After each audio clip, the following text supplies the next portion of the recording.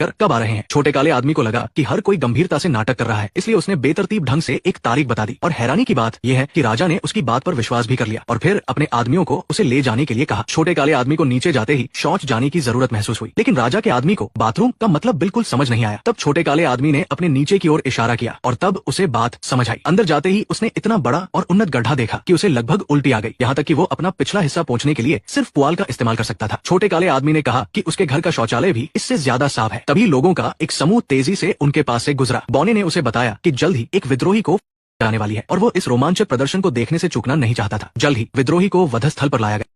पहले उसने जोर से चिल्लाया, भागो। सभी की निगाहें छोटे काले आदमी पर थी। उसने शर्मिंदा होते हुए कहा कि उसका मतलब उनके अभिनय को बाधित करना नहीं था। तभी जल्लाद ने बिना किसी हिचकिचाहट के मंच से लुढ़क कर सीधे छोटे काले आदमी के पैरों के पास आ गिरा। वो हैरान होकर देखने लगा। जब वो उठा तो उसे सुंदर महिला से पता चला कि ये 1328 ईस्वी चल रहा है और उसे एहसास हुआ कि वो 2022 से दूसरी दुनिया में आ गया है। घबराया हुआ छोटा काला आदमी और भी ज्यादा डर गया। अब उसके मन में सिर्फ एक ही विचार था और वो ये कि वो जल्द से जल्द इस खतरनाक जगह को छोड़ दे। लेकिन सुंदर महिला ने उसे रोक दिया, क्योंकि उसके पास नाली में मिला पदक ठीक वैसा ही था जैसा उसके पास था। सुंदर महिला ने गलती से उसे विद्रोही सेना का सदस्य समझ लिया और पदक पहनने का केवल एक ही मकसद था, मौजूदा राजा के शासन को खत्म करना। फिर सुंदर महिला ने उसे दिखाया कि विद्रोहियों को पकड़े जाने के बाद क्या होता है। ऊपर लटका हुआ देखकर उसका घर लौटने का इरादा और भी पक्का हो गया। तभी राजा ने उसे घुड़सवारी के लिए आमंत्रित किया। अब वो बुरी तरह से फंस चुका था और उसे बस झूठा दिखावा करके आमंत्रण स्वीकार करना पड़ा। जिसने कभी घोड़े की सवारी नहीं की थी, उसे समझ नहीं आ रहा था कि क्या करे। उसने राजा को बताया कि उसने अपनी पहचान के बारे में सच नहीं बताया है। ये देखकर छोटे काले आदमी ने तुरंत अपनी बात बदली और राजा से कहा कि वो न सिर्फ एक दूत है बल्कि एक घुड़सवारी का जीनियस भी है। लेकिन राजा को उसकी बात पर आधा अधूरा विश्वास हुआ, इसलिए छोटे काले आदमी को हिम्मत करके ऊपर जाना पड़ा और प्रदर्शन करना पड़ा। जैसे ही वो ऊपर चढ़ा, घोड़ा पागल की तरह हो गया। राजा को लगा कि वो घुड़सवारी का प्रदर्शन कर रहा है। उसके मजाकिया प्रदर्शन ने सबको हंसा दिया। उसे लगा कि वो मर जाएगा, लेकिन इस वजह से उसकी खूब वाहवाही हुई। नतीजतन राजा को उसके चरित्र पर और भी ज्यादा विश्वास हो गया। इतना ही नहीं, रात में उसे राजा के भोज में भी आमंत्रित किया गया। भोज में राजा ने बड़े उत्साह से उसका स्वागत करना शुरू कर दिया। खाने के बाद राजा ने अपने छोटे हाथों को साफ करना नहीं भूला और छोटे काले आदमी ने उम्मीद भरी अभिव्यक्ति दी। फिर राजा ने अपने साफ किए हुए छोटे हाथों से मुट्ठी भर हरी फलियां उसे दी। इसके बाद राजा छोटे काले आदमी के गृहणगर का नृत्य देखना चाहता था। उसने गर्व से कहा कि उसने 2.5 साल तक नृत्य का अभ्यास किया है। उसकी बात सुनकर राजा तुरंत दिलचस्पी लेने लगा और उसे नीचे जाने और सबको दिखाने का आदेश दिया। छोटे काले आदमी को हिम्मत करके नीचे उतरना पड़ा और गायन, नृत्य और रैप का अव्यवस्थित क्योटिक प्रदर्शन करना पड़ा। सबने ऐसा प्रदर्शन पहले कभी नहीं देखा था। छोटे काले आदमी ने पूरे माहौल को उत्साहित